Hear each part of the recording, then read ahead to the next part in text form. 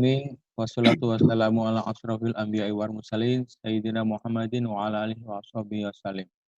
Bismillahirrahmanirrahim. Puji syukur kehadirat Allah Subhanahu wa taala yang masih memberikan iman Islam, nikmat iman dan Islam dan kesehatan kepada kita semua. Sehingga pagi ini alhamdulillah kita bisa berjumpa dalam kajian KPSI, Kelompok Pengkajian Studi Islam, melalui Zoom bersama Ustadz Hamid Fahmi Zarkasi, Ustadz Dr. Hamid Fahmi Zarkasi, yang insya Allah pagi ini kita akan bahas mengenai minhaj berislam secara intelektual. Nah, mungkin sebelumnya kita mulai dengan basmalah bersama-sama. Bismillahirrahmanirrahim. Nah, mungkin sebelumnya saya akan bacakan sedikit, Ustadz, beberapa kata tertib kajian kita. Terus kemudian nanti saya bacakan CV Ustadz sebentar ya. Nah, seperti yang sudah di email atau di Telegram ya kepada peserta, berikut adab dan panduan kajian kita kali ini.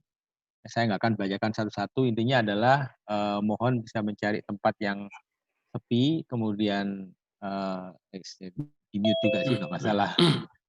Kemudian berpakaian yang rapih atau menonaktifkan videonya. Terus kemudian nanti kalau misalnya ini fitur mic akan di mute oleh host selama kajian dan fitur chat juga dinonaktifkan. Bagi peserta yang akan mengajukan pertanyaan, nanti silakan raise hand. Ada di fitur Zoom, diklik di partisipan, terus kemudian kita ada raise hand di sebelah kanan bawah. Itu silakan diklik, nanti dari host akan melihat dan juga akan mempersilahkan Bapak Ibu yang sudah raise hand untuk bisa bertanya secara langsung. Nanti mic akan di-unmute oleh host. Itu secara singkatnya. Kemudian saya bacakan sedikit kurikulum vitae dari Ustadz Hamid Fahmi, yang insya Allah mungkin beberapa juga sudah pada kenal ya. Beliau adalah putra ke-9 dari Kiai Haji Imam Zarkasi, pendiri Pondok Modern Gontor Ponorogo. Kemudian pendiri atau pendiri INSIS Jakarta, kemudian menjadi pemimpin redaksi majalah Islamia, kemudian sebagai ketua MIUMI, Majelis Intelektual dan Ulama Muda Indonesia Pusat. Kemudian buku dan karya tulis beliau, saya kira sudah nggak asing lagi ya, banyak sekali karya-karyanya. Yang terakhir, mungkin, nggak tahu yang terakhir atau enggak ya, buku Minhaj Berislam dari Ritual hingga Intelektual. Jakarta INSIS 2020. Yang insya Allah akan kita dengarkan secara langsung, bagaimana quote-unquote isi atau mungkin bagaimana cara kita berislam secara intelektual itu. Mungkin nggak berpanjang-panjang lagi, buat Ustadz Hamid Fahmi, silakan mulai.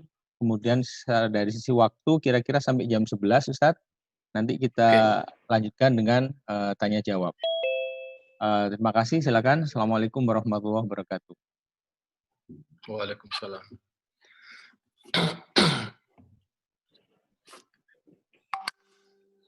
Buat peserta silakan mungkin pin videonya Ustadz biar kelihatan gede terus di layar Bapak Ibu semua ya. Slide sudah kelihatan? Sudah Ustaz. Ya. Bismillahirrahmanirrahim. Assalamualaikum warahmatullahi wabarakatuh. Alhamdulillah nahmaduhu wa nasta'inuhu wa nastaghfiruh wa na'udzu billahi min syururi anfusina wa min sayyiati a'malina. Man yahdihillahu fala mudilla lahu wa man yudlil fala hadiyalah. Asyhadu an la ilaha illallah wa asyhadu anna Muhammadan abduhu wa rasuluh. Tahmid yang barusan saya dengar, saya sampaikan tadi menarik untuk tema kita pada saat ini. Kita berdoa na'udzubillahi min syururi anfusina wa min sayyiati a'malina. Kita berdoa kepada Allah agar terhindar dari kejahatan diri kita. Berarti di dalam diri kita ini ada dua. yang satu berdoa, yang satu yang didoakan. Maka di dalam diri kita ini sebenarnya ada sekian banyak potensi untuk melakukan kezaliman, kemaksiatan, dan ada potensi untuk melakukan ibadah kepada Allah. Maka saya memilih tema ini karena banyak orang yang secara intelektual mempunyai prestasi dan mempunyai karya-karya, tetapi ada masalah di dalam cara berpikirnya yang itu menyalahi syariat, menyalahi akidah. Mungkin ada pertanyaan, kok bisa orang yang berislam syariatnya benar, tetapi secara intelektual salah? Nah, di sini ada masalah yang saya rasa perlu kita klarifikasi. Bagaimana kita seharusnya berislam itu kafah. Nah, berislam kafah ini tidak mesti semua dijalankan, tetapi berislam secara benar ya, sesuai dengan yang diajarkan oleh Rasulullah. Ini buku saya yang di situ diantaranya membicarakan mengenai topik yang kita bahas pada hari ini.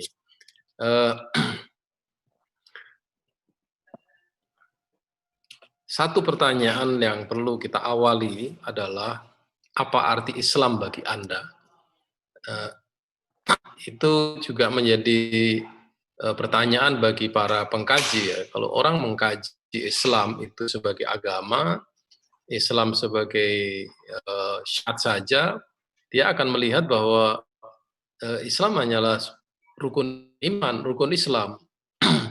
Ada yang melihat Islam sebagai sebuah doktrin atau dogma, tapi kemudian lupa bahwa dalam Islam ada hal-hal yang tidak doktis. Orang Barat ini selalu melihat aspek ini. Islam itu adalah doktrin. Islam itu adalah doktrin atau dogma yang membahayakan sehingga menjadikan orang menjadi fundamentalis. Ya. Hanya nah, sini orang dan menyamakan Islam dengan agama lain. Agama itu mengajarkan kebaikan. Nah, kalau begitu itu sama dengan agama-agama lain yang bisa salah paham. Ya, kalau ya.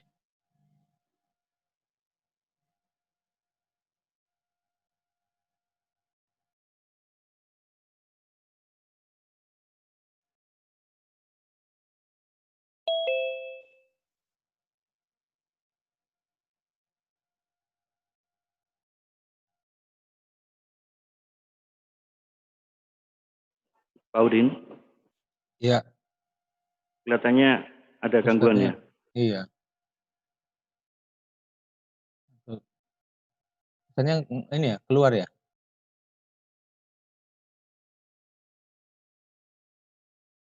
Bitcoin masih ada ya? Oh, ini. Oh, udah hilang. Pak Indra, tolong dipanggil lagi Pak Indra. Ah, ini nih, nyambung lagi tuh. Di unmute Pak Oni. Bentar.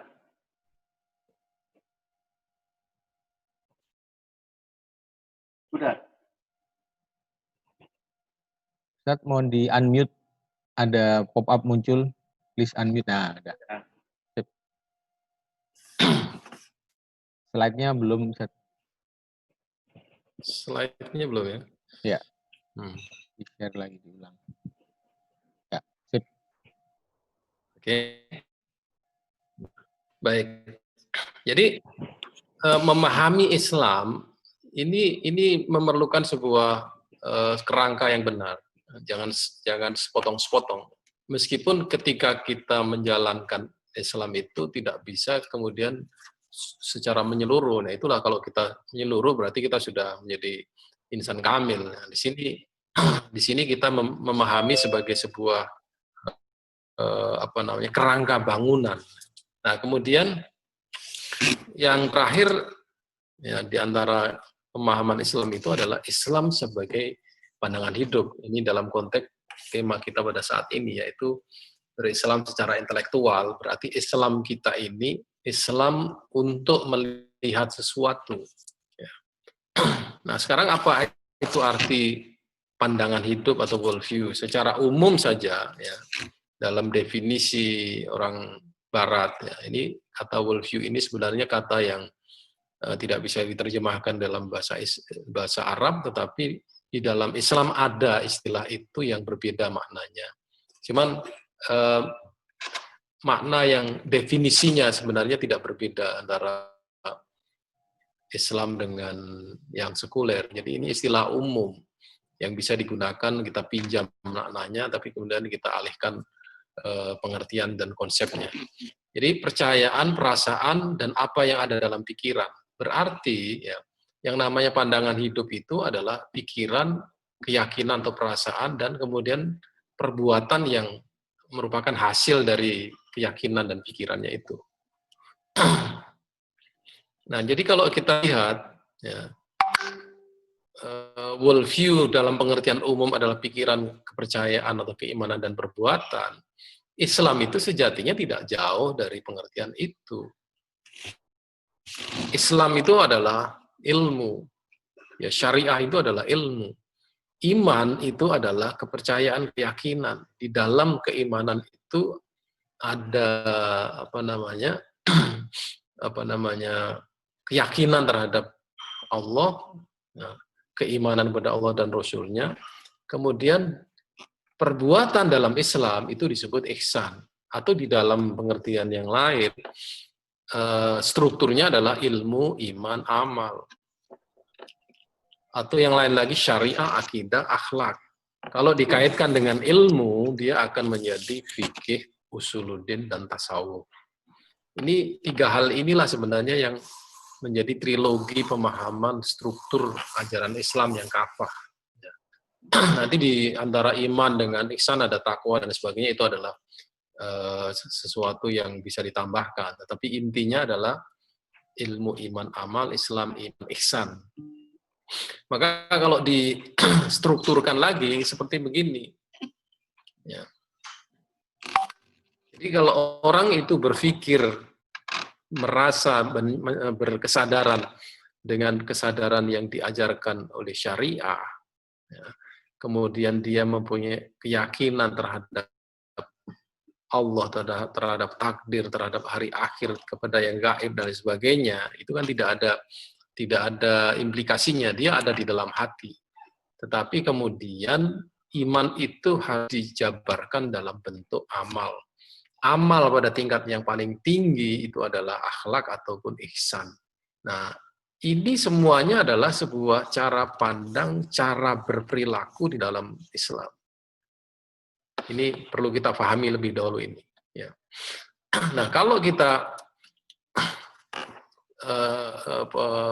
ringkas, ya, di dalam Islam ada rukunnya, di dalam iman ada rukunnya, kemudian di dalam ihsan ada rukunnya. Di sini nanti kita akan berbicara.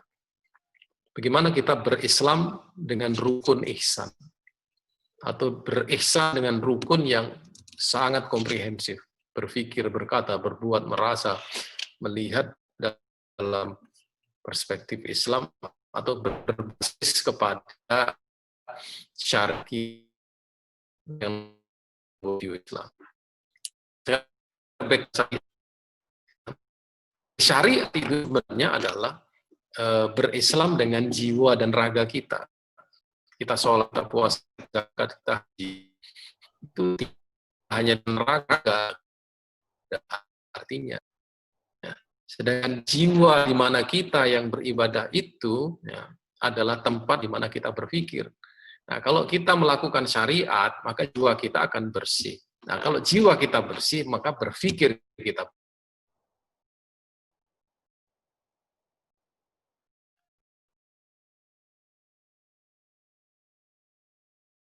Wow, putus lagi ya? Iya, putus lagi. Gimana ya? Atau mungkin nanti kita saranin nggak usah pakai video kali ya? Iya, penting gitu.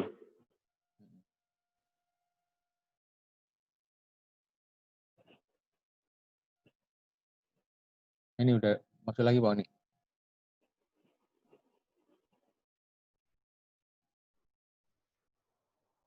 Masih belum, soundnya belum nyala.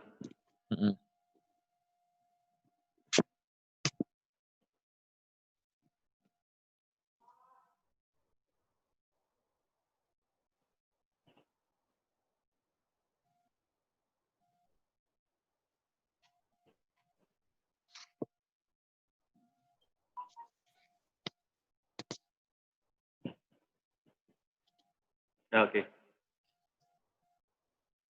Ya, Ustaz. Bentar.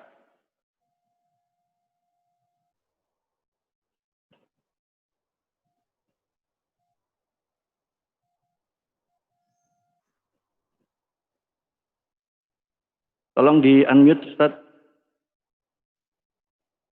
Oke. Ya, mungkin biar bandwidth-nya hemat, Ustaz, sharing slide-nya terus videonya mungkin dimatiin aja mungkin agar menghemat bandwidth. Dimatikan aja. Ya. Ya. Oke. Jadi, biar agak hemat bandwidth. Slide-nya masih kelihatan? Slide-nya belum, di-share ulang. Oh. Ya. Oke. Video stop ya. Ya. Baik. Ya. Lanjut, Ustaz, silakan. Oke. Bersyariat itu sebenarnya adalah pembersihan jiwa kita. Jiwa kita itu adalah tempat di mana kita berpikir, merasa, beriman, dan lain sebagainya. Makanya syariah itu harus diperkuat dengan akidah. Syariah tanpa akidah nggak ada artinya. Ya. Contohnya paling sederhana, hadis mengenai puasa. Barang siapa berpuasa dengan iman, maka akan diampuni dosanya. Berarti ada puasa yang nggak pakai iman. Nah, di sini kita mensucikan jiwa ini bertujuan untuk beribadah kepada Allah. Nah, disitulah sebenarnya syariat yang mungkin membuat orang itu susah payah dengan puasa, dengan haji, dengan sholat. Itu kalau dia tidak disertai keimanan, itu nggak ada pahalanya, dan itu membuat orang akan malas saja untuk melakukan itu. Nah, ini berislam secara syariat seperti kita lihat ini skema ini. Orang syahadat itu cuma dengan lisan dan pikirannya aja, dengan kesadaran ya. Tapi begitu dia masuk ke dalam syariat Islam, dia jiwa dan raganya harus digunakan untuk berislam. Ya. Bahkan jiwa, harta, dan raga ya, itu ada di dalam kita berzakat. Ya. Kita mencari harta, kita mencari penghasilan, kita mencari kehidupan. Kalau itu tidak diniatkan sebagai bagian dari ibadah kepada Allah, kita akan sia-sia. Pahalanya orang yang beribadah dengan Allah, kepada Allah dengan salat dan puasa itu tidak lebih besar dari pahalanya orang yang berzakat dan berhaji. Zakat khususnya atau bersedekah, berinfak dan lain sebagainya. Artinya bahwa amal ibadah muamalah ma'annas itu lebih besar pahalanya daripada muamalah ma'allah yang berbentuk sholat atau hal-hal yang sifatnya ritual. Ini strukturnya seperti begitu. Jadi kalau kita nisbahkan dengan sholat dan mencari ilmu, ya, barang siapa yang belajar Islam sejam lamanya di malam hari, dia sama dengan sholat tahajud semalam suntuk. Oh, berarti kan belajar itu lebih tinggi ilmu pahalanya daripada sholat. Ya. Sodakoh dengan sholat pahalanya lebih banyak sodakoh. Ya. Orang yang menafkahkan hartanya di jalan Allah seperti sebutir benih, ya, yang di dalamnya terdapat 7, dan setiap 7 itu tumbuh 100, berarti kan 700. Sholat cuma 27. Ini menunjukkan bahwa amalan sholat itu harus diaplikasikan di dalam kehidupan. Makanya sholat di sini. Nah, di sini fungsi-fungsi syariah itu sebenarnya adalah untuk membersihkan jiwa kita, di mana kita berbuat, kita merasa, kita berpikir. Ya, maka semua ada. Sholat untuk tazkiyatun nafas, zakat tazkiyatul mal, puasa untuk takwa, itu juga tazkiyah juga. Ya, syahadat untuk menghapus dosa, berislam harus dengan beriman, berhaji kita akan mendapatkan haji mabrur yang kita pahami sebagai orang yang mendapatkan banyak kebaikan. Di sini fungsi-fungsi itu saya khulasohkan menjadi seperti ini. Menghapus dosa, mencegah perbuatan mungkar, kembali ke fitrah, berinfak, sedekah, sedekah adalah barokah, haji adalah menghapus dosa-dosa, dan seterusnya. Sekarang pada tingkat akidah. Nah, iman itu adalah pernyataan dengan lisan, keyakinan dalam hati, pengamalan dengan tubuh, atau tubuh oleh orang yang sudah balik. Itu berarti orang yang beriman itu pakai otak, pakai akal. Berbeda dengan keimanan agama lain, saya tidak perlu menyebutkan. Orang baru lahir itu langsung dimasukkan ke dalam agama itu tidak sesuai dengan Islam. Itu adalah masa-masa orang nggak sadar dengan apa yang diucapkan. Ini kan tidak dianut oleh orang yang akil balik.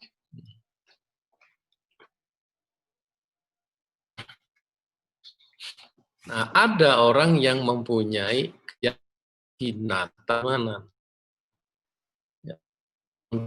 yang disebut dengan basic belief. Basic belief itu dia percaya tidak ada Tuhan.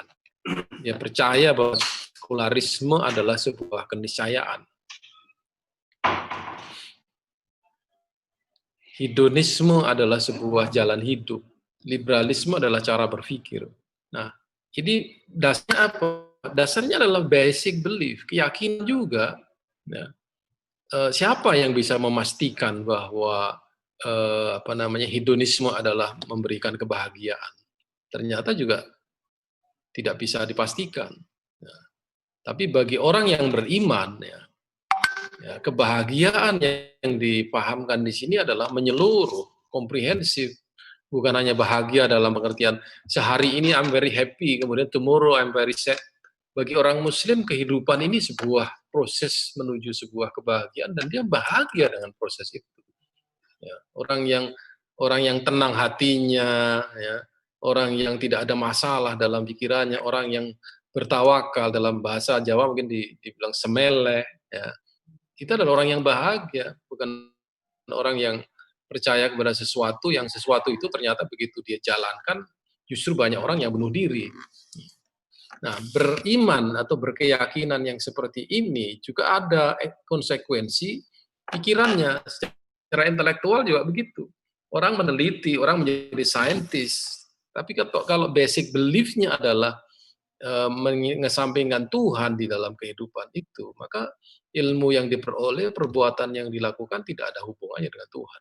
Ini juga tidak ada artinya bagi Tuhan. Nah, dalam Islam, orang yang beriman itu mempunyai konsekuensi, ada rukun iman, tetapi juga ada cabang iman. Ketika orang mengatakan saya beriman kepada Allah dan Rasulnya, kitabnya, malaikat, hari akhir, dan takdir, dia pasti akan menghormati tamunya, menjaga tetangganya, menolong orang lain, kepada orang tua dia berbuat baik, dan banyak sekali, ini ada 77 contohnya, termasuk dia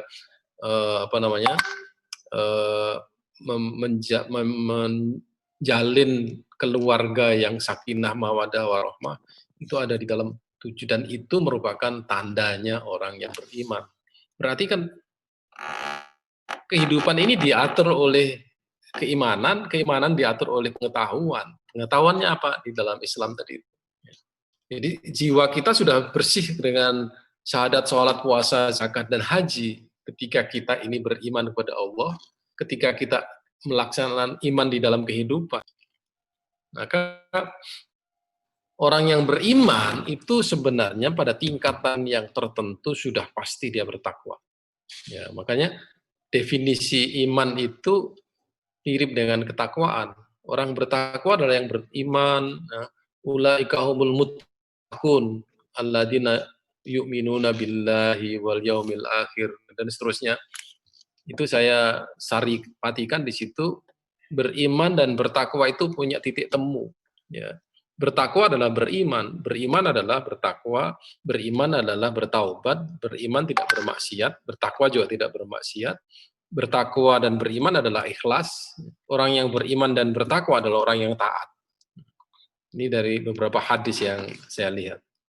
Nah, di sini keimanan kita itu harus kita jaga di sini. Supaya kita naik kepada tingkat yang lebih tinggi lagi. Karena di dalam iman itu ada naik turunnya. Kalau tidak dijaga dengan ketakwaan, kita tidak akan naik kepada tingkat ihsan atau berpikir, berkata, berbuat, dan merasa dan melihat dengan dasar Islam. Nah, di sini. Nah, di sini. Jadi gambarannya nih, iman yang berkaitan dengan hati itu ada 33 cabang perbuatan. Halo? Ya, iman yang berkaitan dengan pribadi ada 12, iman yang kehidupan sosial ada 28, iman yang berkaitan dengan lidah ada 7 perbuatan. Nah, ini semuanya dijaga, ya. Menjaga diri dari maksiat, ya. Menjaga diri dari siksa itu karena kita menjauhkan diri dari perbuatan dosa, ya. Kita bertakwa itu artinya takut. Bertakwa juga menjaga, mengambil perisai, menutup diri dari sesuatu yang mungkin akan terjadi. Hati-hati dan seterusnya. Ya. Sekarang bagaimana pada tingkat akhlak? Ini di atas Islam, di atas iman, di atas takwa adalah berislam secara ihsan atau berislam pada tingkat ihsan. Ini tingkatan yang paling tinggi, biasanya disebutkan ini tingkatan berislamnya para aulia. Jadi kesadarannya sudah menyeluruh, pikirannya, perkataannya, perbuatannya, perasaannya, penglihatannya, betul-betul sudah tidak lagi diganggu oleh sesuatu yang menjerumus. Dia sudah dijaga dengan ketakwaan, sehingga tidak mungkin dia akan tergelincir.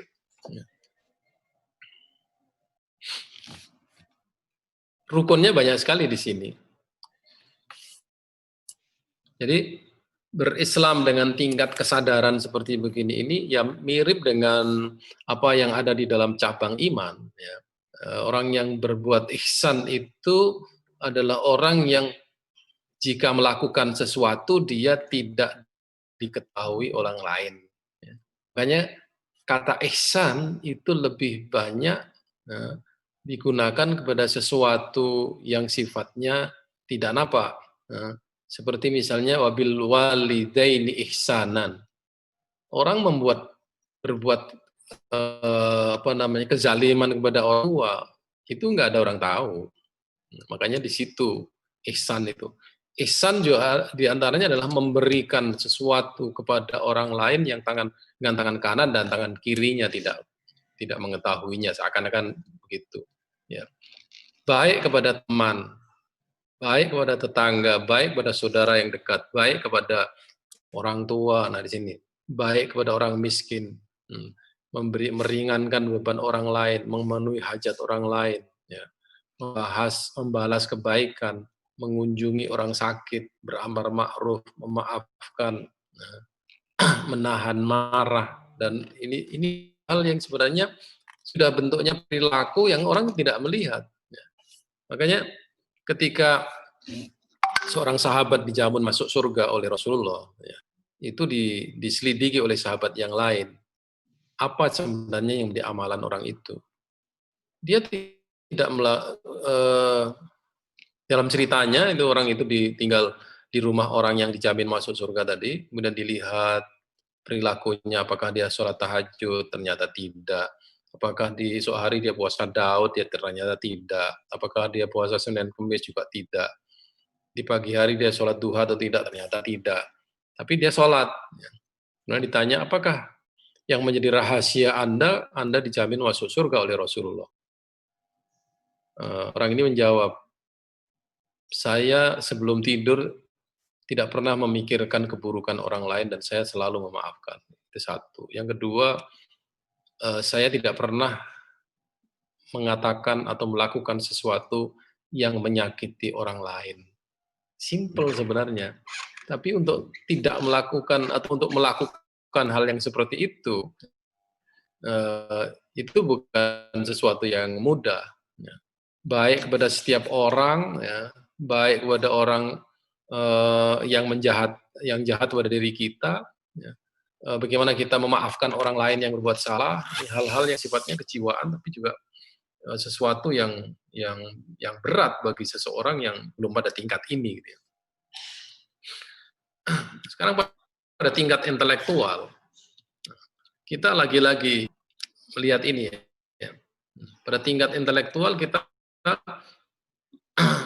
berislam dengan cara berpikir. Dia akan banyak contohnya. Itu alatnya adalah worldview tadi, ya, cara pandang, karena pandangan Islam ya, itu adalah pandangan yang berbasis kepada konsep. Kalau Anda ditanya apa sebenarnya arti harta bagi Anda, jawabannya bisa, ini adalah alat kebahagiaan. Ya. Kalau saya banyak harta, saya menjadi bahagia. Orang bisa menjawab begitu kan. Nah, tapi jawaban Islam yang sesungguhnya seperti apa mengenai harta, mengenai keluarga, mengenai anak, mengenai saudara, dan sebagainya, itu adalah cara pandang, dan ada konsepnya. Kita lihat bagian definisinya ini. Nah, pandangan hidup, ini alat untuk memandang segala sesuatu. Dalam Islam adalah pandangan hidup yang dimulai dari konsep ketuhanan dan berimplikasi kepada seluruh kegiatan kehidupan manusia di dunia. Jadi begitu kita mengatakan syahadat, implikasinya adalah menjalankan syariah, akidah, dan akhlak. Jadi untuk bersyahadat itu untuk melaksanakan seluruh apa yang menjadi ajaran Islam dalam kehidupan secara menyeluruh. Nah, ini yang lebih komprehensif lagi. Pandangan hidup Islam adalah pandangan Islam tentang realitas dan kebenaran yang nampak oleh mata hati kita dan menjelaskan hakikat segala sesuatu. Maksudnya begini, cara pandang Islam itu adalah cara pandang tentang apa-apa yang nampak secara real ataupun tidak real. Realitas itu dalam Islam bukan hanya empiris, bukan hanya yang nampak oleh mata kita, tapi oleh mata hati kita. Termasuk ya, pandangan kita tentang Allah, pandangan kita tentang malaikat, pandangan kita tentang nabi-nabi, takdir, dan lain sebagainya. Nah, realitas yang ada secara empiris ya, juga bisa mengganggu pemahaman kita mengenai realitas ini. Ya. Karena apa yang real secara empiris belum tentu benar secara syar'i. Di sini kita pandai-pandainya untuk memahami realitas yang ada di sekeliling kita ini, baik realitas sosial, realitas alam semesta, dan sebagainya, atau realitas kehidupan kita sebagai individu, atau realitas yang sifatnya fisik. Bagaimana menentukan sebuah realitas itu benar atau salah? Salah satu contoh aja misalnya, di Amerika sekarang ini, sekian juta orang telah menyetujui adanya pernikahan sejenis. Itu dalam teori epistemologinya di Barat itu disebut dengan realitas objektif. Ya. Realitas objektif itu menjanjikan kebenaran objektif. Nah, kalau itu real, berarti itu benar.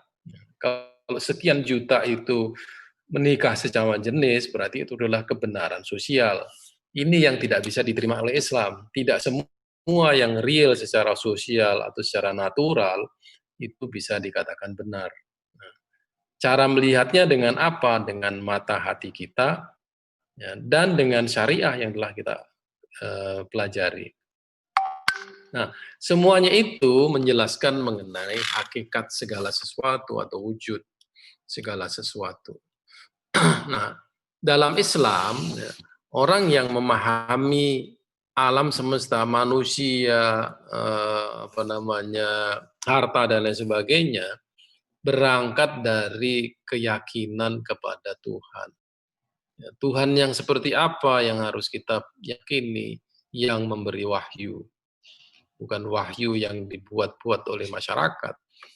Tuhan yang menurunkan agama, bukan Tuhannya orang deis di barat atau teis yang percaya kepada Tuhan, tapi Tuhannya tidak mempunyai kekuatan apa-apa. Tuhan yang mengutus nabi, Tuhan yang menciptakan alam semesta, bukan Tuhan yang memerintah dewa-dewi untuk menciptakan alam. Nah, ini konsep seperti begini ini perlu kita fahami betul-betul. Tuhan yang kita sembah itu Tuhan yang seperti apa? Ini adalah inti, the core of the worldview of Islam. Nah, dari situ kemudian kita kembangkan konsep-konsep dalam Islam yang berupa ilmu, kehidupan, nilai manusia dunia ini adalah hal-hal yang harus dikaitkan dengan Tuhan. Ya.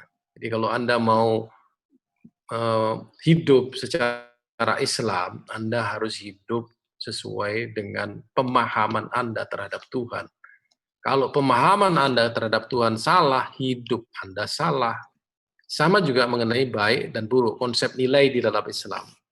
Kita tidak boleh dan tidak akan bisa mengatakan sesuatu itu baik atau buruk, kecuali kita memahami apa kata Tuhan mengenai hal itu. Manusia pun ya dalam Islam itu berbeda konsepnya dibanding manusia dalam peradaban lain atau peradaban barat.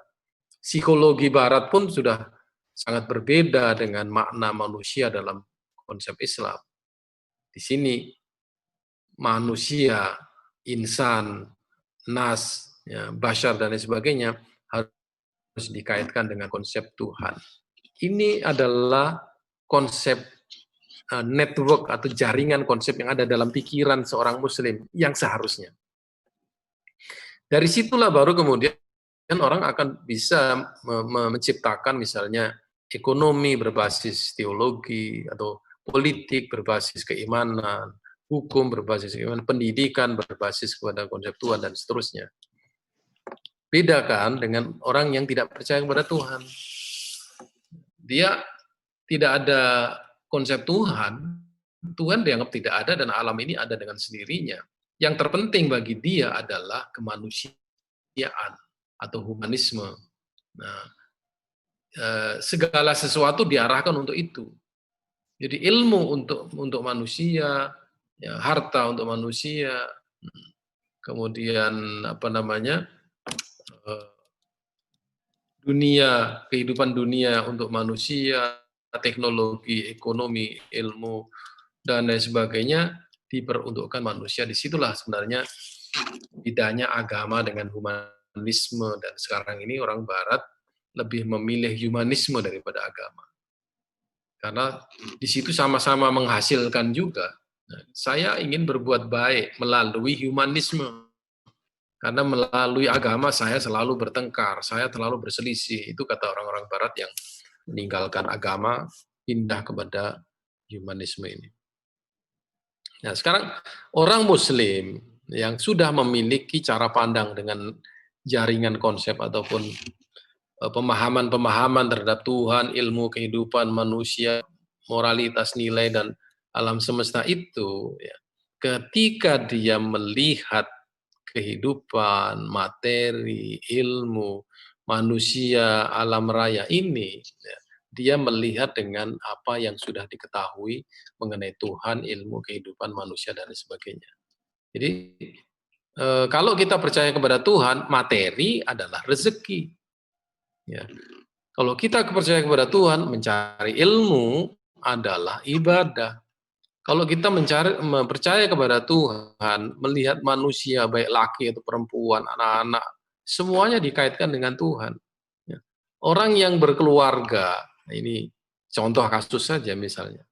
Kemudian dia keluh kesah mengenai anak dan suaminya. Ya. Kemudian dia ini ada kasusnya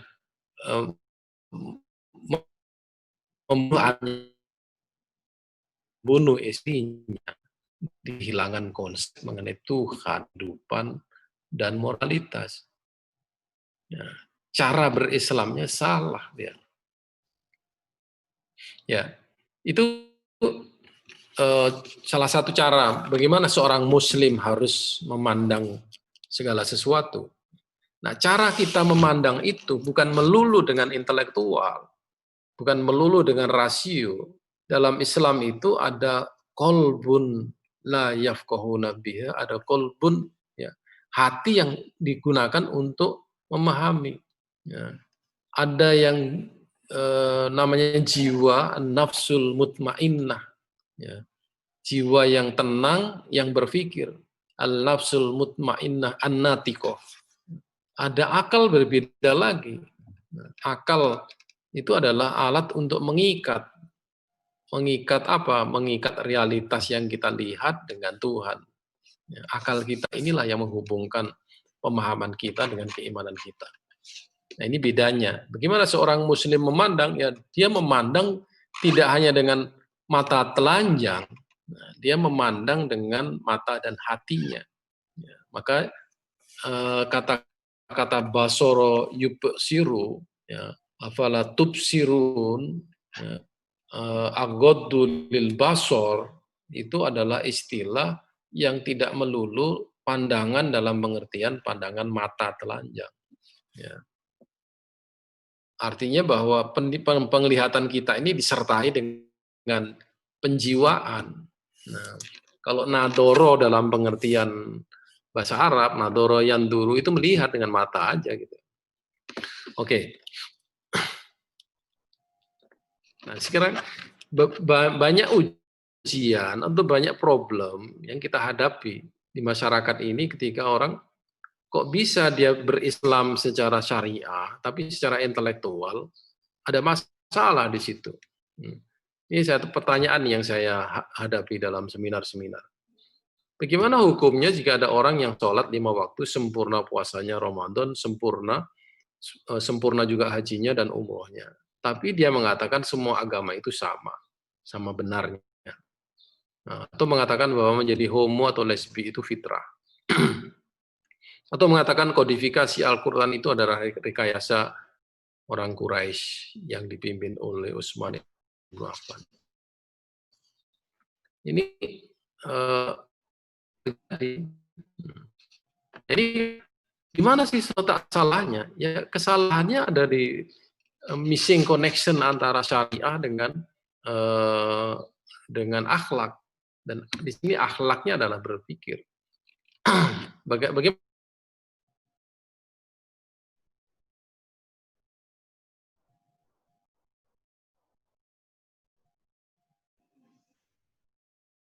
Halo? Terus lagi ya? Masih ada sih, beliau. Mungkin slide-nya minta dikirim kali, Pak Wan. Dikirim ke kita, nanti kita yang nampilin slide-nya biar lebih lancar mungkin.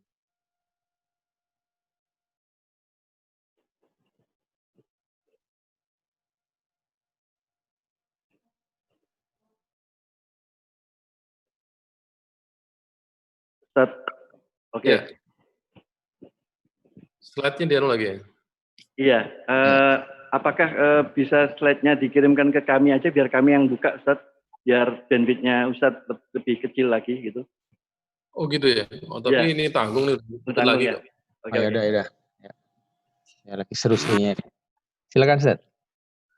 Ada yang mengatakan agama negara harus bebas dari agama. Ya, ini orang-orang yang sekuler ini pasti. Padahal dia Muslim. Nah, pertanyaannya kan, di mana letak kesalahannya itu? letak salahnya adalah cara berpikirnya. Jadi secara katakanlah dia umroh, dia haji ataupun dia sholat 5 waktu, tapi dia katakan bahwa ngapain Islam ikut urusan negara? Ya. Kenapa orang masuk kuliah mesti disuruh tahfidz Quran misalnya kayak gitu? Ini orang-orang yang memisahkan agama dengan urusan-urusan akademis, urusan sosial. Nah, ini orang seperti begini, ini cara berpikirnya salah, worldview-nya salah, secara intelektual salah. Ya. Kemudian ada juga yang mengatakan bahwa orang biarkan aja sesat. Ya. Biarkan dia apa namanya beragama sesuai dengan apa yang dia pahami. Berilah dia kebebasan. Kalau orang mengatakan begini, ini dia nggak paham apa arti amar ma'ruf nahi mungkar. Ya. Ini kesalahan lagi di dalam berislam. Ya. Atau orang yang mengatakan bahwa Majelis Ulama Indonesia itu tidak ada kerjaan, isinya ngasih fatwa aja gitu. Ini banyak orang Muslim yang mengatakan itu. Loh, sekarang masalahnya ngerti nggak fungsi ulama itu? Dan ngerti nggak makna fatwa? Problem keilmuan ini. Ya. Tugasnya ulama itu adalah berijtihad supaya masyarakat tidak sesat. Ketika masyarakat bertanya-tanya mengenai hukum sesuatu, ulama mengeluarkan fatwanya. Ya. Kalau orang menentang fatwa, ya tidak masalah asal dia bisa membuat fatwanya sendiri. Kenapa dia sewot dengan fatwa sekelompok ulama? Nah, di sini berarti dia nggak beda ilmu, dan fatwa itu tidak mengikat bagi orang yang memang punya fatwa sendiri. Nah, ada orang yang nggak bisa fatwa, nggak ngerti hukum, nggak ngerti agama, menolak fatwa. Nah, dia mau pakai jalan apa? Ini kalau dinisbahkan sama dengan dokter. Ya, ulama itu sama dengan dokter. Ya. Dokter itu memberikan obat kepada semua orang yang sakit, yang datang kepada dia. Nah, kenapa dia sakit tubuhnya datang ke dokter, sementara sakit jiwanya tidak datang ke ulama? Ini kesalahan kita, makanya di sini cara berpikirnya bermasalah. Ada juga yang mengatakan, ya, oh ini sama dengan tadi ya. Ada juga yang mengatakan bahwa kebenaran itu relatif, yang absolut Tuhan. Ya. Yang bisa memahami Quran itu Tuhan, kita nggak bisa memahami. Ya. Ini pemikiran saya menyatakan, ya. Kebenaran sudah diberikan Tuhan pada kita melalui Nabi Muhammad. Ya. Kenapa kita mesti mempersoalan kebenaran yang absolut? Kalau yang absolut dimaksudkan adalah Tuhan dalam arti realitas Tuhan yang sesungguhnya, kita memang tidak perlu mengetahui Tuhan secara absolut. Kita ini relatif. Ya. Kita ngomong kebenaran. Nah, ini Tuhan absolut. Ini pernyataan yang secara logika salah. Tadi dia ngomong kebenaran. Kemudian yang kedua dia mengatakan yang absolut itu Tuhan. Loh, Tuhan itu absolut realitasnya, hakikatnya, atau kebenarannya. Ini perlu dijelaskan apa maksudnya. Katakan misalnya kebenaran itu relatif. Kalau dikatakan kebenaran relatif, manusia tidak akan dapat mencapai ilmu pengetahuan. Ya. Karena pengetahuan itu asalnya adalah dari kebenaran yang absolut. Kemudian ada yang membedakan. Agama itu adalah mutlak, pemikiran keagamaan itu relatif. Maksudnya agama adalah kitab suci. Nah, pemikiran keagamaan adalah tafsirnya. Jadi semua orang boleh menafsirkan agama sekehendak hatinya, ya, karena pemikiran itu adalah relatif. Ini menyesatkan lagi. Yang namanya sholat 5 waktu itu adalah tafsir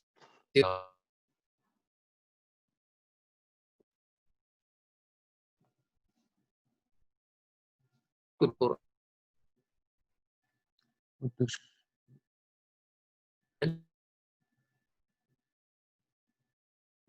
Oh. Bentar. Pause dulu Ustadz mungkin sebentar. Lagi putus-putus kayaknya.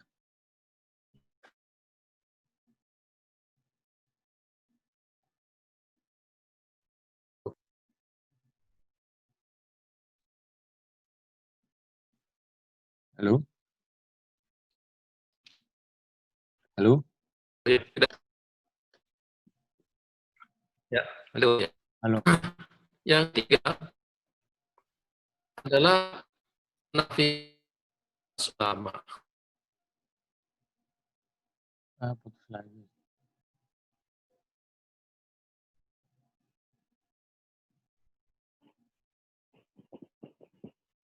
Putus lagi. Iya.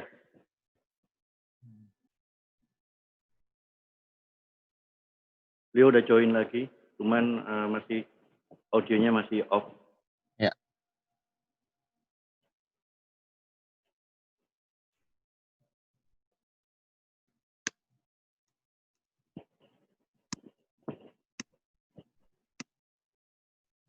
Monggo Ustadz, dinyalakan mic-nya. Oke. Ya.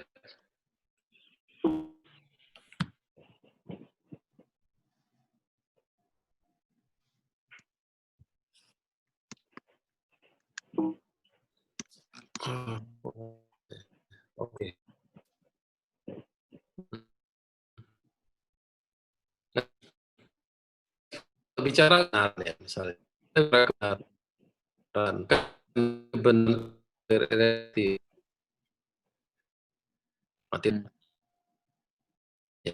Masih putus-putus. Mungkin sebentar, ditunggu sebentar Ustadz. Delay sebentar, diam sebentar. Nanti coba ngomong lagi.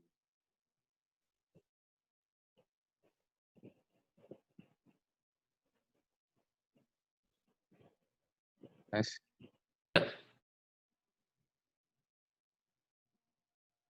Keluar lagi. Ya, mungkin coba nggak pakai slide dulu kali ya.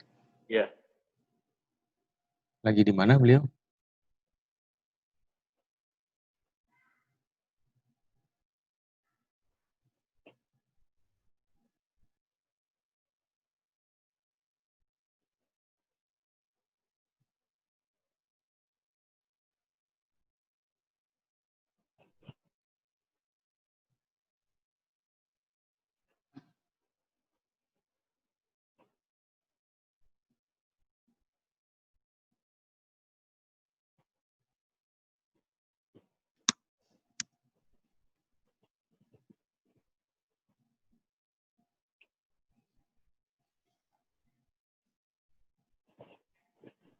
Dia udah bergabung, cuma masih off audionya.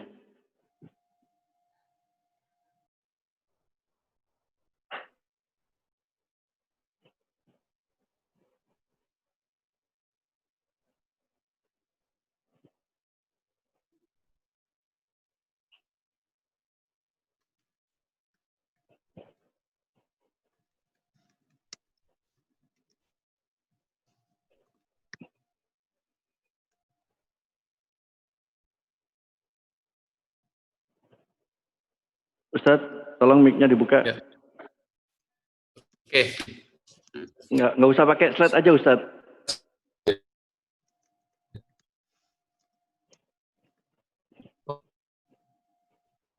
Saya coba. Jelek. Bisa nggak? Nah, ini udah jelas nih suaranya. Oh, gitu aja. Coba dulu. Nggak usah Kalau di-share misalnya, ya, daripada putus-putus Ustadz. Nanti kalau 5 menit Oke. lancar, 5 menit lancar coba di-share lagi. Suka gitu emang. Silakan Ustadz. Wah, putus lagi ya. Belum. Masih connect. Ya. Hilang lagi. Aduh, sayang materinya bagus banget.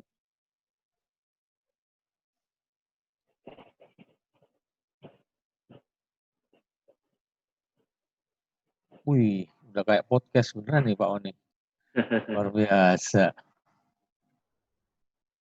Itu ada saringannya tuh kalau ini ya, biar idunya nggak nempel ya.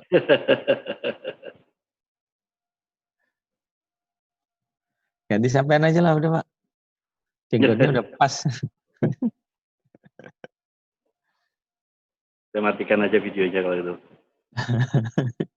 Foto is.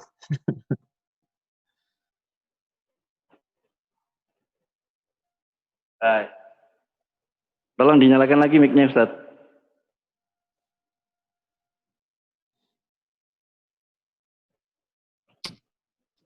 Ya, sudah? Sudah, clear Ustaz.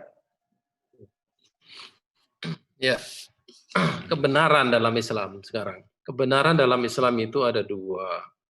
Ada yang disebut dengan hak, kebalikannya batil. Itu tidak bisa dipersoalkan, ditawar lagi.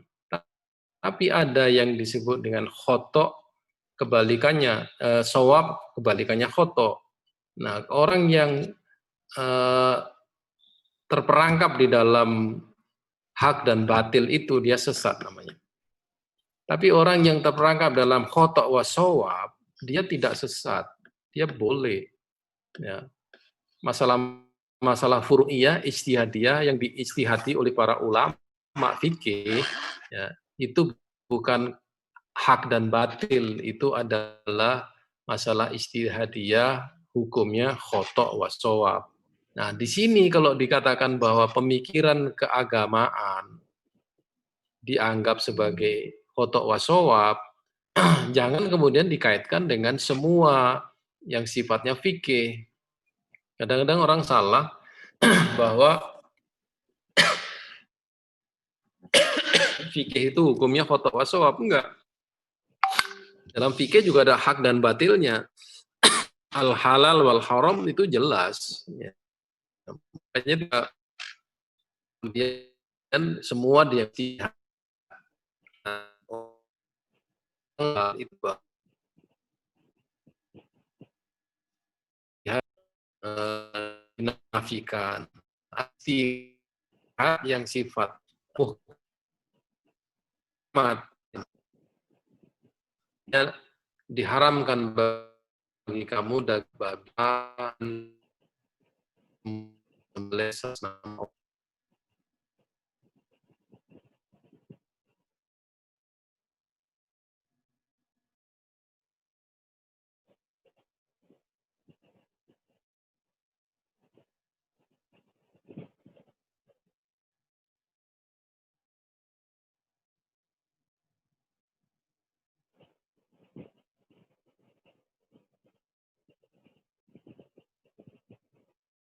Saudin disapa aja Saudin. Biar. Iya. Halo? Ah, hilang lagi Ustaz.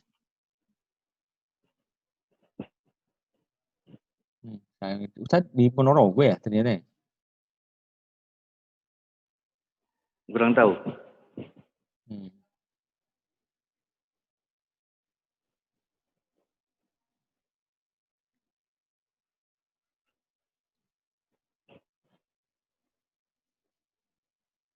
Coba masih dihubungin lagi. Ini masih sudah ketemu udah join lagi. Ya tapi masih audionya masih off.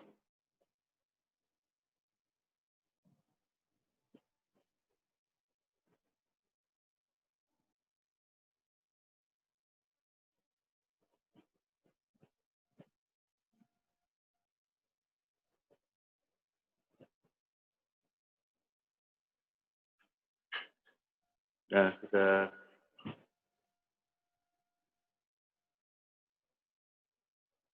Tolong mic-nya dibuka lagi ya, Ustaz. Oke, Ustaz.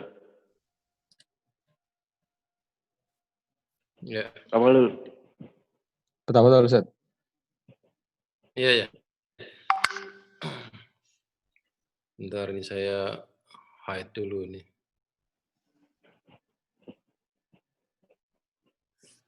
Oh.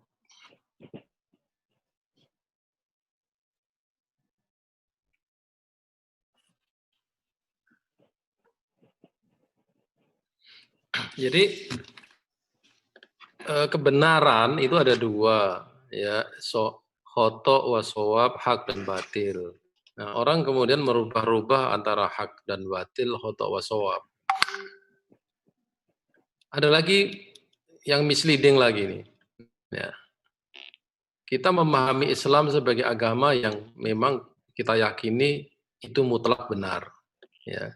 Tapi kenapa sekarang ini orang mencoba untuk mengatakan bahwa yang benar bukan hanya kita. Semua agama sama, semua menuju jalan kebenaran. Ini cara berpikir yang mana? Ya, cara berpikir di mana salahnya?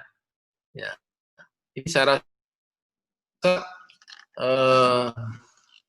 kesalahan dalam memahami makna Tuhan, kesalahan dalam memaknai makna din. Ya. Ya. Dikatakan sama, ya ini yang paling sederhana saja. Ya. Tuhan Allah itu berkuasa penuh atau tidak? Ya, kalau dikatakan berkuasa penuh, ya, tapi kenapa Tuhan di dalam agama Hindu itu tidak berkuasa? Dia terlalu transenden, terlalu tinggi bagi manusia untuk memahami sehingga mengutus 3 dewa dewi untuk melaksanakan, menciptakan, menjaga dan merusak alam semesta. Nah, di mana letak samanya? Ya, Tuhan di dalam agama Kristen, Tuhan itu Tuhan Bapa. Ya. Dia berinkarnasi ke Yesus menjadi Tuhan Anak. Apakah sama antara keduanya ini? Itu pertanyaan yang paling masuk akal ya. Nah, di sini lahan berpikir yang saya ingin persoalkan di sini. Ya. Berislam Anda itu seperti apa? Kalau Anda mengatakan agama lain benar, semua ayat yang berkaitan dengan ahlul kitab itu salah semua. Ya. Innalladzina nakafaru min ahlil kitabi wal musyrikina fi nari jahannama khalidina fiha ulaika hum syarrul bariyah. Sejelek-jelek manusia ini kan kalau diomongkan nggak enak, tapi memang Quran begitu. Kok tahu-tahu syarrul bariyah masuk surga bersama? Cara berpikirnya kan salah.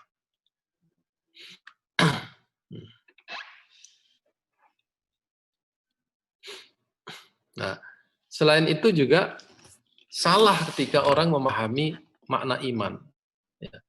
Orang yang beriman dengan makna percaya dan menaruh percaya kepada Tuhan tanpa melihat agamanya, ya, itu disebut orang yang beriman. Ini kan pertama saya ingin katakan beriman di dalam Islam tidak bisa disamakan beriman dengan agama.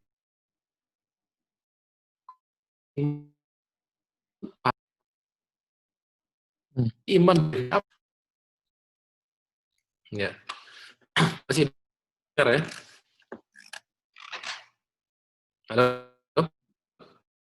Halo, putus-putus. Ya, masih dengar? Oke. Ya, coba agak bagusan. Ya. Nah, ini dalam Islam, dalam worldview Islam, dalam cara pandang Islam, ya, itu yang namanya Allah, ya, itu bukanlah nama yang dibuat-buat, nama yang diciptakan oleh manusia. Ya. Kalau kata Rob itu adalah kata yang bisa digunakan untuk semua orang. Makanya dalam teorinya Ibnu Taimiyah, agama-agama lain, orang-orang lain itu percaya kepada Rob, Tuhan, maka disebut dengan tauhidu rububiyah. Dia percaya pada Tuhan dan mengisahkan Tuhan, tapi dia tidak mengenal Allah. Dalam Islam, tauhid yang benar adalah tauhidul uluhiyah, mengenal Allah yang sesungguhnya. Nah, kalau orang mengatakan Tuhan semua agama itu sama kan, beda nama aja, di situ dia boleh disebut dengan Rob, Tuhan. Ya. Kalau orang konstruksi Anda itu yang tidak jelas, makanya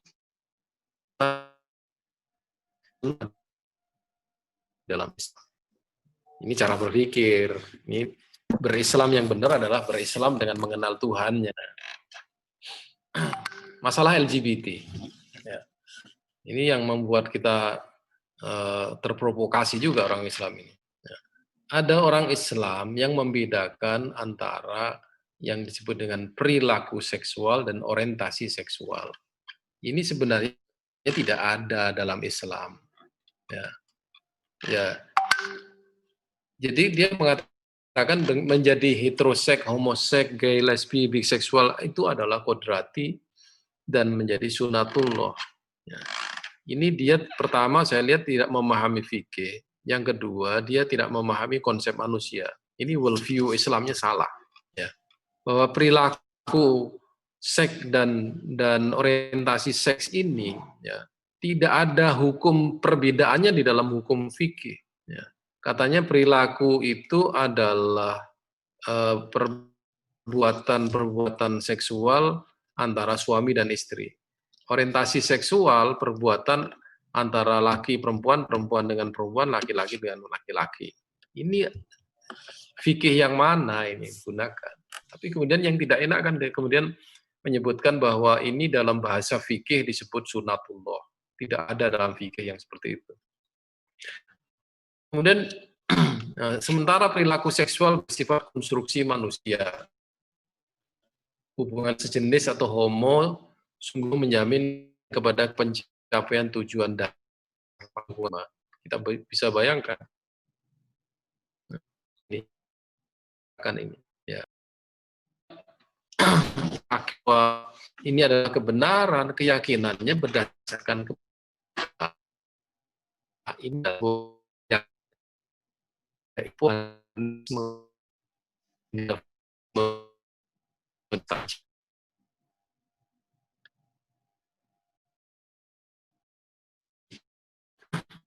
Nah, terakhir ini, terakhir adalah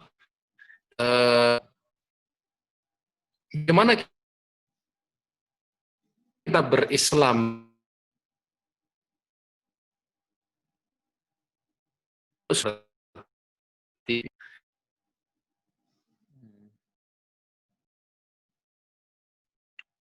lagi ya.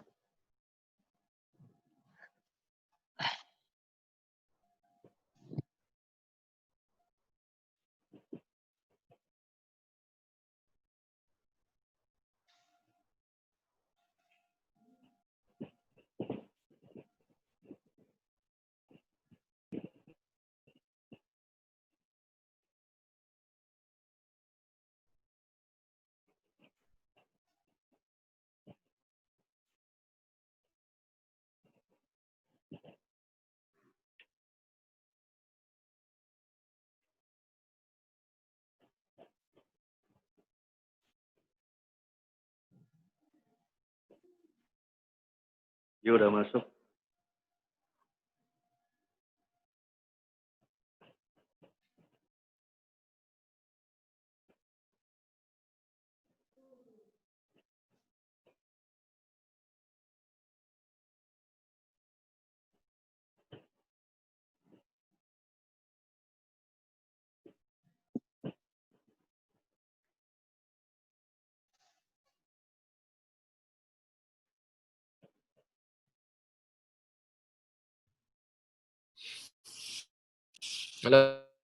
Halo, Ustaz. Oh, hilang lagi. Mungkin agak ke ganti ruangan mungkin Ustaz. Biar lebih ini mungkin sinyalnya enggak bagus. Oke. Oke, ini terakhir ini ya. Kesimpulannya, halo? Ya. Halo? Ya dengar Ustaz. Dengar ya? Jadi ya, kesadaran intelektual dasarnya adalah keimanannya. Halo? Ya, halo. Agak putus-putus sih, tapi masih kedengaran dikit. Oh. Iya. Nah, Teruskan ini aja ya. Lancar. Nah, lancar Ustaz. Iya. Jadi berislam secara intelektual basisnya harus ada keimanan atau basic belief. yaitu kesadaran uluhiyah, kesadaran pada Allah yang itu diperkaya, diperkuat, dibersihkan setiap saat dengan ibadah syariah. Nah, keimanan kita itu harus berdampak kepada kesalehan, salehan dalam berarti amal. Kalau tidak, berarti keimanan kita ini masih belum sempurna. Nah, supaya kita bisa beramal dengan baik, maka pemahaman kita terhadap Allah ini harus betul-betul kuat. Nah, orang yang kuat itu, paling tinggi keimanannya itu adalah orang-orang yang berilmu. Ya. Makanya derajatnya orang yang amanu, innalladzina amanu walladzina utul ilma, yang beriman dan berilmu, itu tingkatannya sangat tinggi. Nah, disitulah sebenarnya fungsi berislam secara intelektual. Nah, apakah orang yang berislam secara ritual itu tidak diterima oleh Allah? Ya diterima, tapi tingkatannya adalah tingkatan orang-orang yang berislam secara ritual. Ya, kalau hanya berhitung dengan amalan-amalan yang ada di dalam syariat itu disebut dengan para ulama nyebutnya dengan ibadah tujar, ibadahnya orang-orang pedagang atau saudagar, berhitung melulu. Nah, kalau ibadahnya orang muhsinin adalah orang-orang yang sudah tidak berhitung lagi, dia betul-betul loss kita diperuntukkan ibadah kepada Allah Subhanahu wa taala. Itu saja, terima kasih. Assalamualaikum warahmatullahi wabarakatuh. Waalaikumsalam warahmatullahi wabarakatuh. Baik Ustadz, terima kasih. Ini sebenarnya materinya sangat-sangat padat, esensial dan bagus banget ya. Cuman mungkin ada kendala teknis, mudah-mudahan masih bisa ditangkap atau dipahami. Kita buka sesi tanya jawab, silakan. Ini ada sedikit perubahan, silakan pakai forum chat juga bisa, nanti bisa kita bacakan, atau silakan raise hand kalau misalnya berkenan. Nah, ini ada, mungkin saya coba bacakan dulu yang sudah masuk ya, karena saya belum bisa melihat yang raise hand. Sudah ada satu. Ada satu ya. Ini mau nge-raise hand dulu ya, sesuai awal ya. Udah hilang lagi. Ya udah saya bacakan dulu deh yang masuk ini ya. Dari Pak Muhammad Taufik. Assalamualaikum Ustadz. Di awal untuk mengatakan bahwa kafah tidak berarti mengerjakan semuanya atau seluruhnya. Hal ini menarik buat penanya. Yang pertama, berdasarkan pengetahuan saya yang minim terkait Al-Baqarah ayat 208, Allah memerintahkan kita untuk masuk agama Islam secara kafah. Itu secara keseluruhan, tidak sebagian. Misal sholat tidak puasa dan bolehkan tidak boleh. Kedua, berdasarkan pengalaman selama di Gontor, mungkin ini alumni Gontor ini Ustaz ya. Sering Kiai Sukri menyampaikan untuk hulu fi Gontor kafah. Saya umumnya jadi santri itu nggak boleh setengah-setengah. Kok daftar ini kok hilang. Ya terus. Sebentar, ini ada pertanyaan lagi jadi hilang. Nah, udkhulu fi Gontor kafah yang memahaminya santri itu tidak boleh setengah-setengah, harus all out ikuti kegiatan. Ikuti dengan pondok dari mulai bangun tidur sampai tidur lagi. Yang tidak suka muhadoroh yang harus ikut muhadoroh dan sebagainya, mohon pencerahannya Ustadz. Mungkin mengenai pengertian kafah dan pemahamannya Ustadz. Ustadz. Oke ya. Begini yang saya katakan tadi itu, ajaran Islam itu banyak sekali. Ya, cuman kita tidak boleh memilih-milih hanya di syariah saja. Kita juga harus akidah. Akidah harus berkaitan dengan akhlak. Tetapi kan syariah ini juga buahnya. Nah, di situ maksudnya syariah yang wajib bagi Anda untuk dikerjakan, itu Anda kerjakan. Nah, misalnya gini, di dalam syariah kan ada perintah untuk berdagang secara Islam. Seberapa besar, seberapa kafahnya Anda berdagang secara Islam, kan belum tentu semua orang bisa melakukannya. Belum lagi kalau kita kembali kepada ayat "Man lam yahkum bima anzalallah fa ulaika humul kafirun. Ulaika humud dzalimun" dan seterusnya. Nah, apakah kita sudah bisa memberlakukan hukum Allah secara menyeluruh? Kan tidak. Nah, di situ bukan berarti kita tidak kafah. Yang kafah yang saya sebutkan tadi itu, apabila Anda berislam, kerjakan rukun Islam sebaik-baiknya. Kalau Anda beriman, ya, yakin rukun iman itu sepenuhnya. Nah, kalau Anda beriman, Anda harus beramal. Tidak mungkin seorang yang beriman tidak beramal. Nah, beramal soleh. Di Gontor juga begitu. Ya. Kafah itu tidak berarti Anda harus ikut semuanya. Kan ada orang yang ikut klub sepak bola, tapi dia tidak ikut khot. Nah, tidak ikut dalam kursus bahasa Inggris. Nah, itu kan tidak kafah. Nah, bagaimana supaya kafah? Ya tidak bisa dipaksa. Tapi dia mengikuti hal-hal yang wajib bagi pondok, dan kafah dalam pengertian ini adalah betul-betul jiwa raga kita masuk ke dalam menghayati nilai-nilai yang ada di situ. Itu namanya kafah. Bukan kafah mengerjakan seluruhnya. Itu di dalam syariah saja ya. Itu sekian banyak sholat yang sifatnya sunnah. Itu sehari bisa berjam-jam kita kalau kita lakukan. Ya, kalau kita nggak melakukan gimana? Nggak kafah berarti. Ya, bukan itu maksudnya kafah itu. Ya. Dari pagi ada sholat qobliyah subuh. Setelah duha ada sholat duha. Nanti sebelum duhur ada sholat lagi. Setelah duhur ada sholat lagi. Di antara duhur dan subuh dan zuhur ada sholat taubah. Kita bisa sholat pada waktu itu. Sebelum asar juga bisa kita sholat. Nah, sekarang kalau kita melakukan itu secara skafah, kita kapan akan melakukan pekerjaan yang lain?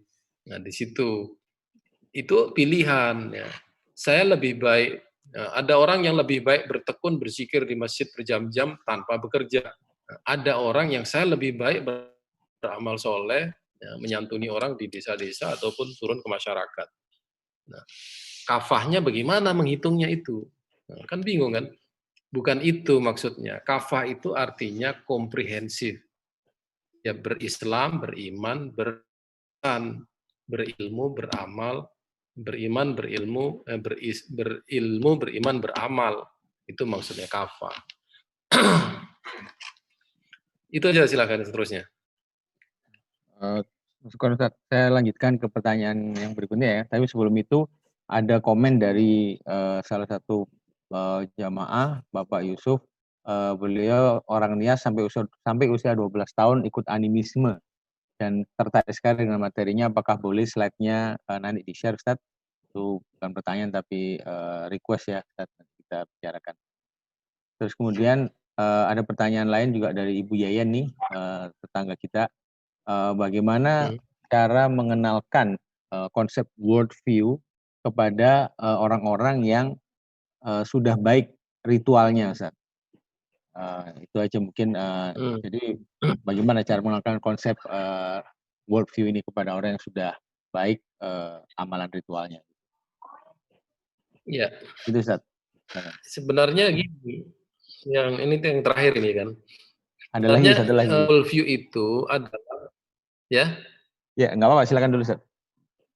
Ya. Sebenarnya gini, worldview itu adalah pemahaman. Ya, pemahaman terhadap sesuatu konsep dalam Islam. Jadi gini, dia sudah berzakat, tapi kan dia tidak paham bahwa berzakat itu kewajiban. Kewajiban itu pahalanya sedikit, Pak. Ya, yang sunnah, kalau ingin bertakarrub kepada Allah, ya takarrubu bin nawafil, mendekat kepada Allah dengan sunnah-sunnah, maka lebih baik saya sarankan Bapak mengeluarkan harta untuk sesuatu yang bukan zakat saja. Bersedekah, berinfak, berwakaf, itu pahalanya besar. Itu kan satu pemahaman. Oh begitu ya? Iya Pak. Nah ini dalam Islam itu seperti begitu, teknik ataupun konsep beribadah dengan harta benda. Itu cara menerangkan. Ya, kemudian orang pernah kan bagaimana kita berzikir kepada Allah supaya tidak menghabiskan waktu. Ada orang yang berzikir 5.000 kali sholawat, ya. Kemudian waktunya habis untuk berzikir, akhirnya nggak bekerja. Nah, suatu ketika Rasulullah melihat putranya Fatimah dengan Ali melakukan itu dari pagi, dari subuh sampai agak siang gitu zikir terus karena dia tidak punya pembantu. Nah, oleh Rasulullah diajari, gini aja, jangan zikir begitu caranya. Zikir subhanallah walhamdulillah wala ilaha illallah wallahu akbar adada khalqihi wa midada kalimatihi wa ridha nafsi wa zinata arsyihi. Itu sama dengan Anda berzikir ribuan kali. Nah, ini kan strategi nih. Oh, ternyata bisa zikir seperti itu. Oh, ya udah kalau gitu nggak usah menghabiskan waktu. Lama-lama kita harus duduk-duduk di masjid dan lain sebagainya. Nah, ini konsep. Banyak lagi yang bisa diterangkan. Mendidik anak itu, Bu, Bapak sekalian, ya, itu pahalanya besar sekali. Ya. Oleh sebab itu kita pendidik itu sama dengan bersedekah. Oh, bersedekah ya? Iya, mengajari anak Al-Quran itu sedekah, membetulkan akhlaknya anak sedekah, memberi makan anak sedekah. Nah, ini adalah ibadah. Nah, baru orang paham. Hal-hal yang seperti begini inilah sebenarnya worldview. Ya. Nanti tergantung kepada orangnya. Kalau dia udah sholat benar, ya kita kasih juga konsep mengenai apa namanya berhidup bermuamalah ma'anas dengan manusia yang lain itu seperti apa seharusnya. Ya, kita kadang-kadang berpikir diri sendiri ya. Keluarga saya sudah sholat dengan baik, saya sudah sholat dengan baik. Tapi kemudian saya nggak peduli kalau ada umat Islam akidahnya diganggu, Qur'annya dibakar, oh itu urusannya orang lain lah, saya nggak ada urusan. Yang begini-begini namanya dalam hadis lam yahtam bi amril muslimin. Orang yang tidak peduli dengan urusan orang Islam itu laisa minna, bukan dari umatku itu. Nah, orang kayak gini ini kan perlu disadarkan sedikit dengan masalah-masalah yang tidak hanya berkaitan dengan ibadah. Itu caranya. Anak-anak juga begitu di rumah itu.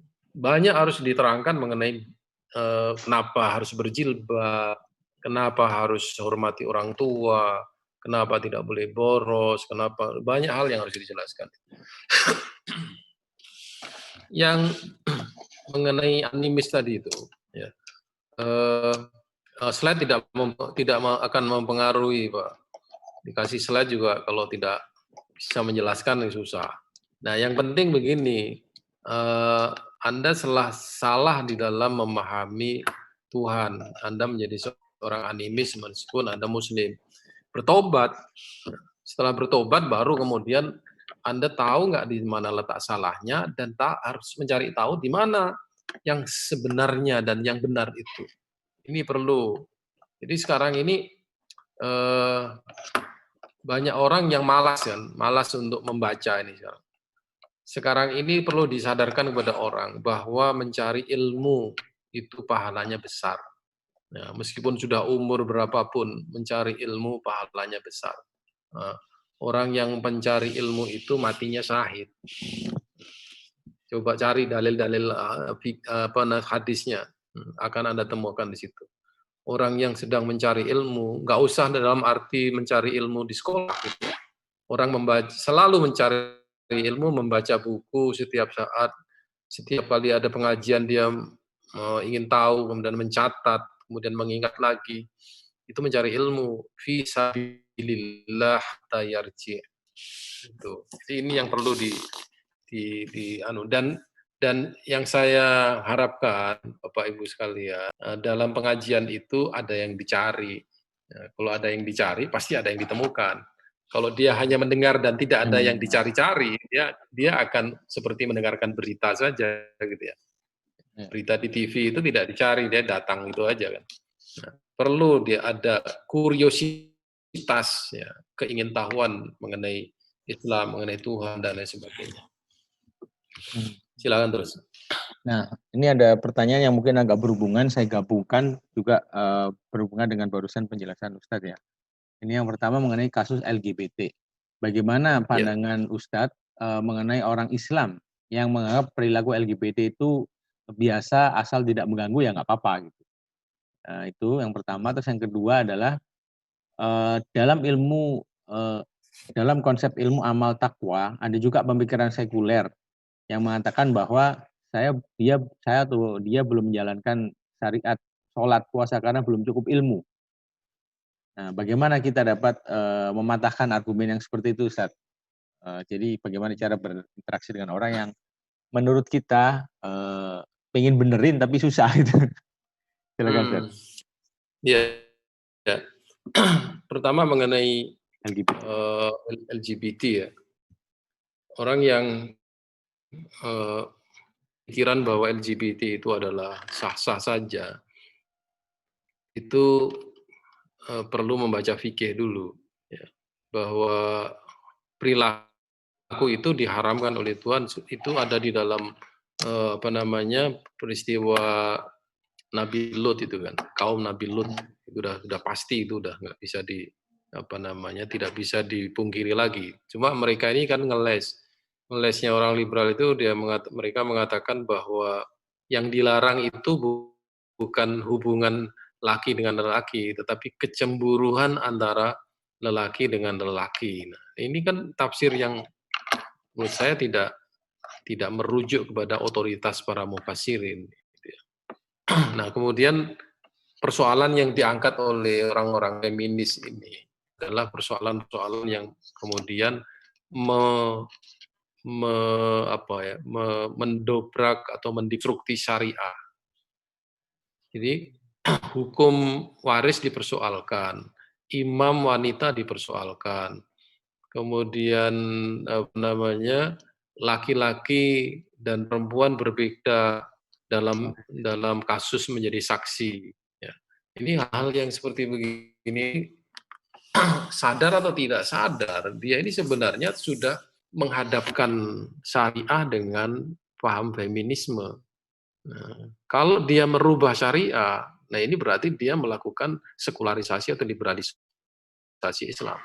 Yang betul itu adalah merubah cara berpikir orang feminis itu dengan paham Islam. Masalahnya dia paham Islam atau tidak. Saya ingin katakan sebenarnya para profesor, para cendekiawan di Indonesia ini, ya termasuk saya akui, ilmu kita ini bukan ilmu yang menyebut mengenai Islam. Ya, saya belajar akidah dan filsafat, tidak mendalami syariah. Ada orang yang mendalami syariah, tidak mengerti akidah, artinya tidak memahami secara konseptual. Nah, ini orang yang seperti ini kemudian mereka-reka ajaran Islam disesuaikan dengan paham Barat. Nah, sekarang ini lagi tren feminisme, pluralisme. Ya. Orang-orang ini tidak bisa memfilter bagaimana seharusnya seorang Muslim bersikap terhadap masalah paham-paham seperti begini.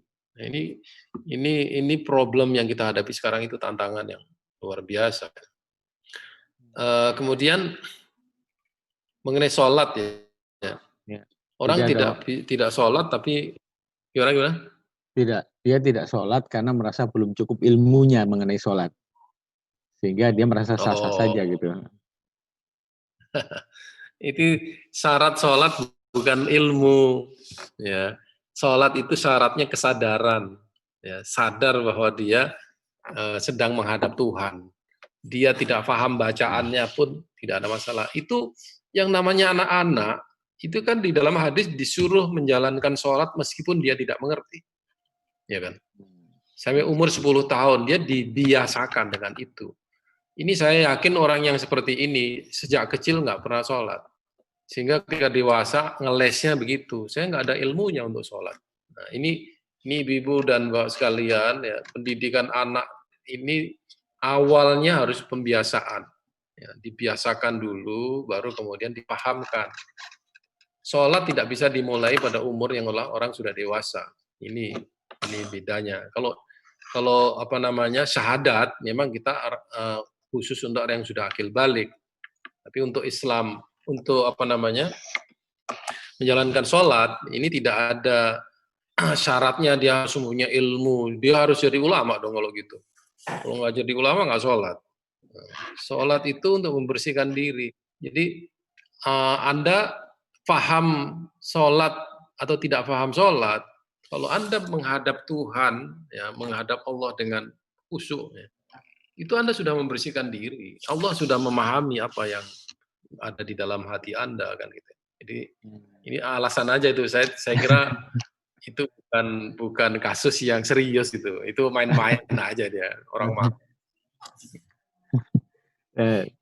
Oke, Ustaz. Jadi memang ya itu kan kadang kita hadapin ya ke apa ya, kekonyolan logika sederhana tapi kadang-kadang kalah ngeyel gitu ya sama mereka.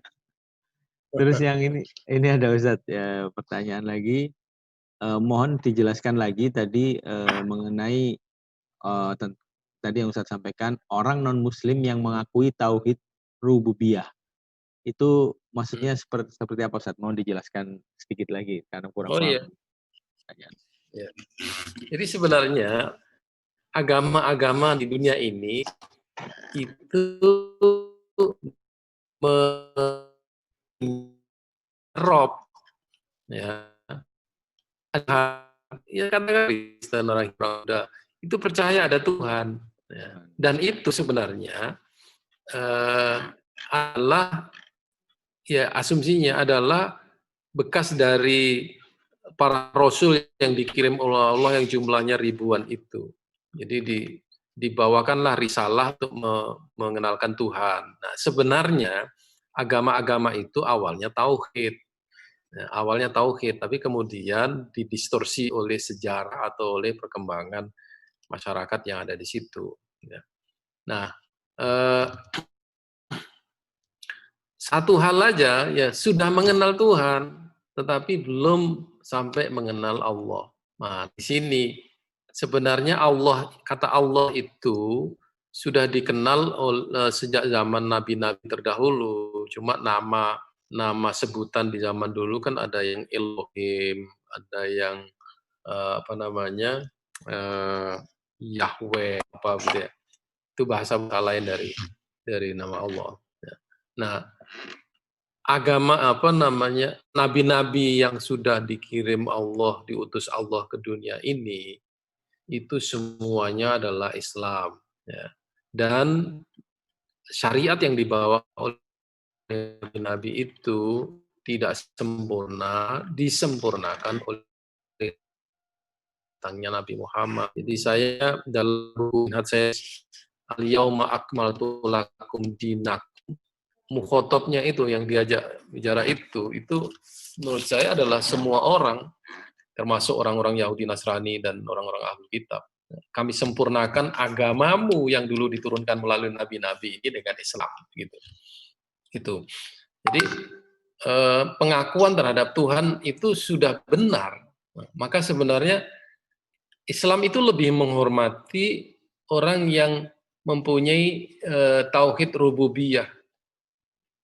Contohnya begini, kalau Anda dalam peperangan, janganlah merusak tempat ibadah. Satu, ya. Yang kedua, ada ayat Quran yang berbicara mengenai peperangan antara Romawi dengan Persia. Ya. Glibatir Rum fi adnal ardi wa mim ba'dihim saya gelibun. Romawi kalah dari Persia, tapi kemudian Romawi akan menang. Kenapa dimenangkan Romawi? Karena Romawi ini adalah orang-orang yang percaya kepada Tuhan. Sementara orang Persia tidak percaya kepada Tuhan, dia menyembah api.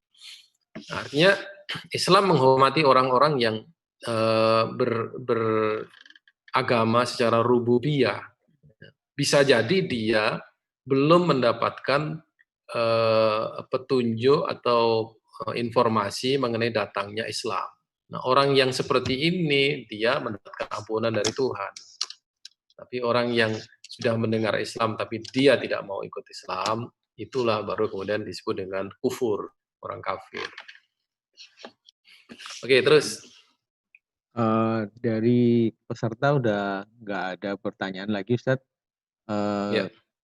Kalau mungkin sambil ya, masih ada waktu 9 menit lagi, silahkan buat Bapak Ibu yang bertanya. Mungkin dari moderator nanya dikit, Ustadz, sambil menunggu pertanyaan yang lain ya. Halo? Halo? Silakan. Ya, Halo. silakan. Ya, ini Ustaz. Tadi Ustaz menyebutkan Ya, mengenai epistemologi Barat yang mengatakan bahwa realisme objektif. Jadi apa yang kelihatan nyata secara objektif itulah yang benar. Padahal sebenarnya menurut Islam kan nggak seperti itu ya. Apapun itu harus dikembalikan lagi kepada ilmu Islam atau mungkin Al-Quran dan Sunnah gitu. Nah, buat kita secara pribadi Ustaz, mungkin kita kan sudah hidup dalam mungkin terpengaruh pemikiran-pemikiran yang seperti itu. Bagaimana cara kita merecek atau mengkalibrasi sebenarnya worldview kita itu sudah seberapa persen align dengan apa yang seharusnya gitu. Gitu Ustaz. Karena kadang nggak sadar kita ini mungkin pikiran kita juga itu mah nggak apa-apa. Ternyata begitu kita dalamin lagi pendapat seperti itu ternyata nggak boleh gitu. Gitu Ustaz. Bagaimana cara kita mengkalibrasi worldview kita gitu.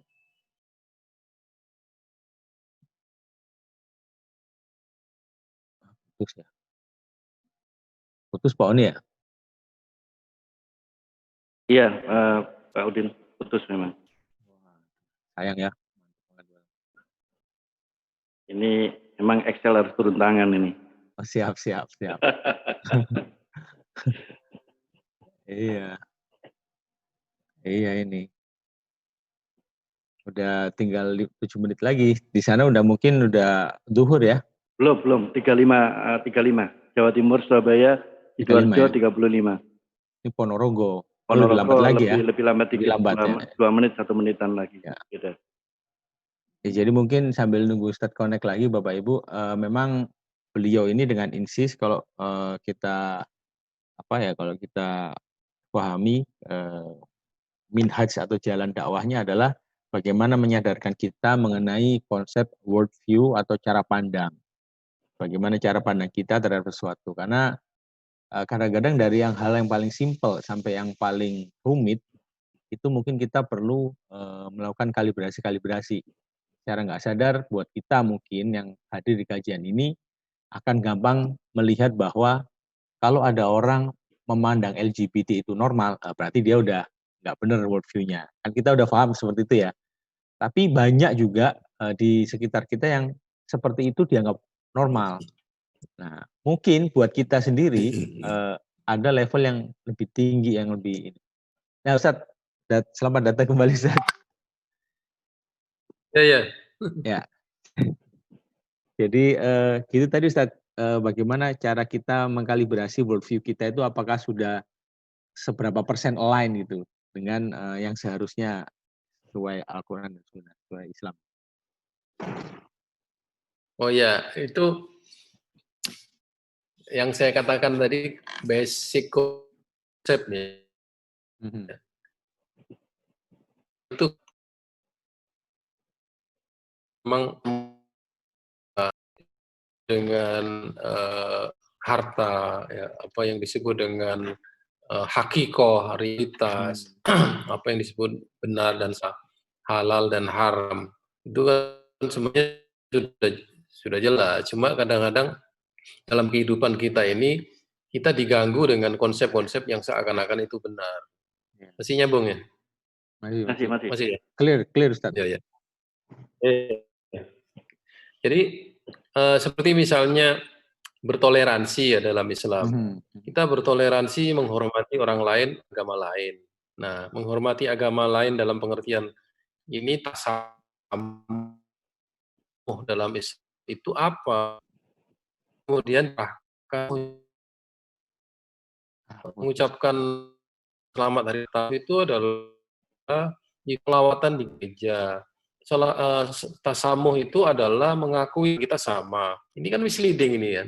Yang kayak gini-gini ini perlu diluruskan. Apa sih sebenarnya makna bertoleransi terhadap agama lain? Ini orang kemudian merekayasa yang saya lihat arahnya adalah ingin menyamakan agama.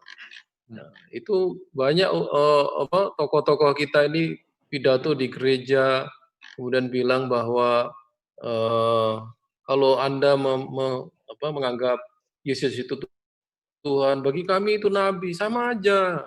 Itu samanya gimana orang Yesus disembah, kita Yesus itu adalah nabi yang tidak suci juga. Nah, kayak gini-gini kan Ya. kita mesti dudukkan nabi itu apa bagi kita. Ya, nabi itu bukan anak Tuhan. Kan beda. Kalau kita menganggap nabi adalah anak Tuhan, berarti kita syirik. Nah, di situ menyalahi surat Al-Ikhlas. Konsepnya kan sederhana gitu. Nah, hal-hal yang kayak gini-gini sama juga dengan jilbab misalnya ya. Yang penting itu bukan jilbabnya, yang penting perilakunya. Nggak usahlah kita sok belagu jilbaban, tapi kemudian perilaku kita sama aja. Kita lihat dulu konsep jilbab itu apa. Ya. Yang saya jilbabi hati saya kan gitu kan. Gimana jilbabi hati saya berjilbab. Nah, dia telanjang-telanjang. Ini kan menyalahi mana aurat gitu ya. Nah, konsep aurat itu apa bagi Anda gitu. Nah, di situ. Kemudian sekarang trennya para artis misalnya dia melakukan syuting buka-bukaan atau mungkin hidup bersama dengan pacarnya dan sebagainya, kemudian mengatakan bahwa itu urusan saya sama Tuhan, Anda nggak usah ikut campur. Ini nggak bisa kan? Dia mengatakan ini urusan saya dengan Tuhan. Kita sebagai seorang Muslim dan dia juga sebagai seorang Muslim ya, harus mendengar apa kata kita mengenai yang sesungguhnya kan. Kita tidak bisa membiarkan itu terjadi. Ya. Kewajiban kita melihat dia bahwa Anda salah. Itu saya pertanggungjawabkan kepada Tuhan. Ya, tapi Anda show off di situ. Anda menunjukkan kepada masyarakat bahwa Anda melakukan itu. Kalau kemudian alasannya kan Tuhan aja nggak marah, kok Anda marah? Kan ini ngeles-ngeles yang nggak penting bagi saya gitu kan. Logika-logika kayak gini ini memang udah liar betul. Jadi ini kita kembalikan aja ya, konsep manusia seperti apa. Ya, kita ini mensucikan diri terus-menerus. Ya, untuk apa kita menutup aurat ya? Supaya orang lain ya, tidak rusak pandangannya terhadap kita. Itu loh, ibu-ibu dan saudara sekalian itu. Anda nggak masalah tidak menutup aurat, Anda tetap Muslim. Tapi Anda harus tahu, Anda dosa ketika membuka aurat. Itu jangan kemudian dikafirkan ya. Ya ini. Jadi cara pandang ini adalah cara pandang yang antara hak dan batil, khotok wasowab. Nah ada lagi yang mempersoalkan masalah-masalah furu'iyah. Ya, Anda orang yang musafir kemudian dia mengkosor sholat. Kemudian menyala-nyalakan, loh Anda masih mampu sholat lengkap kok Anda kosor. Nah, ribut di situ kan. Loh, saya kan boleh, kita harus ambil ini rusuh ini. Loh enggak, kalau Anda mampu ngapain? Yang kayak gini-gini nggak penting. Ya. Yang penting ada sholat apa enggak, gitu loh. Nah ini, kayak gini-gini kan kita kembalikan yang saya bilang tadi, hak dan batil, khotok wasowab. Itu anunya, ukurannya ada di situ. Nah, kalau sudah masuk dalam masalah-masalah pemikiran, pemikiran itu ada asumsi dasarnya, dalam pemikiran itu ada filosofinya. Filosofinya benar apa enggak? Kalau orang berbicara tadi yang saya katakan, itu nggak usah nyampur-nyampurkan agama dengan negara deh. Ini kan negara bukan negara Islam. Nah, sekarang paham nggak Anda dengan Islam? Islam itu agama yang di masjid aja atau agama dan peradaban. Ini bukan hak dan batil loh. Ini soal struktur dan wawasan mengenai Islam. Kalau Anda melarang orang Islam dalam politik dan bernegara, berarti orang Islam ketika bernegara itu dia harus melepaskan agamanya. Padahal dengan bernegara dan sekaligus dia berislam, bernegaranya lebih bagus daripada orang yang tidak beragama dan tidak mengerti halal haram baik buruk. Nah, seperti begini ini kan susah kita menerangkan sama politisi ini kita kadang-kadang. Dia ngomong ada corongnya, kita ngomong nggak ada corongnya kan. Nah ini, jadi worldview itu ukurannya adalah pertama struktur dasar struktur Islam yang besar itu, ya Islam sebagai apa tadi yang saya katakan itu. Yang kedua adalah bagaimana kita membedakan antara yang betul, yang hak dan yang batil dan yang khotok dan yang shawab. Ada yang diatur dalam Islam mengenai kekuasaan, ada yang tidak diatur. Kalau tidak diatur itu masalah ijtihadiyah, masalah-masalah yang boleh-boleh saja. Gitu. Gimana, cukup? Cukup, Ustaz. Sepertinya jadi kita waktunya juga udah sesuai dengan schedule dan di sana juga udah mendekati zuhur, Ustaz ya. Betul. Ya. Jadi mungkin kita cukupkan kajian kita kali ini. Terima kasih Ustaz Hamid Fahmi, terima kasih Bapak Ibu semua. Kita tutup dengan doa kafaratul majelis. Subhanaka Allahumma wa bihamdika asyhadu alla ilaha illa anta astaghfiruka wa atubu ilaik. Terima kasih, sampai jumpa lagi insyaallah di waktu dan kesempatan mendatang. Assalamualaikum warahmatullahi wabarakatuh.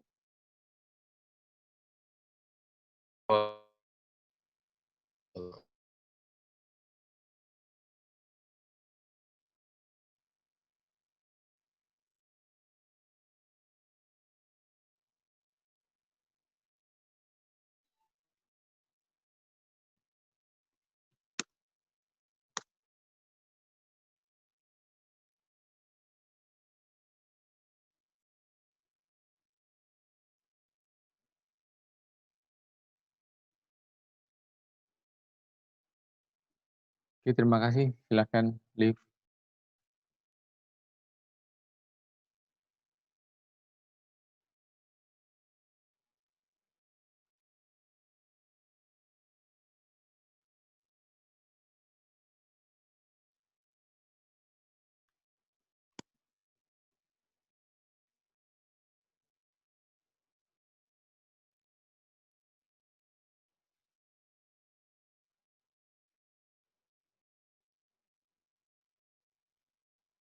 Ustadz Hamid sudah live juga.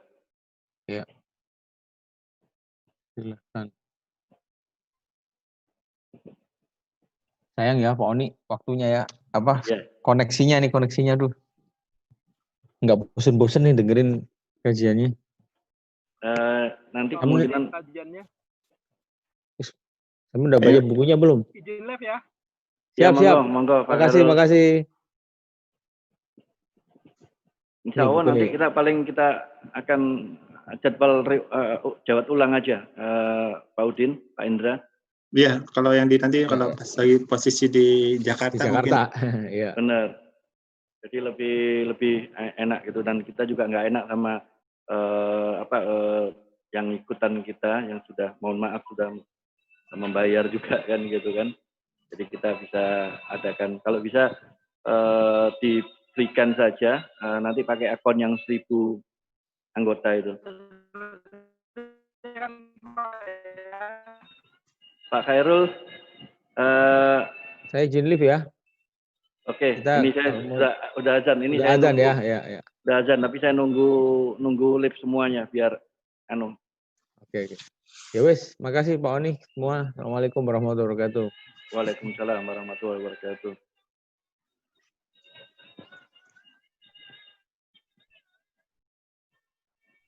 Di tayangan ulangnya kapan, On?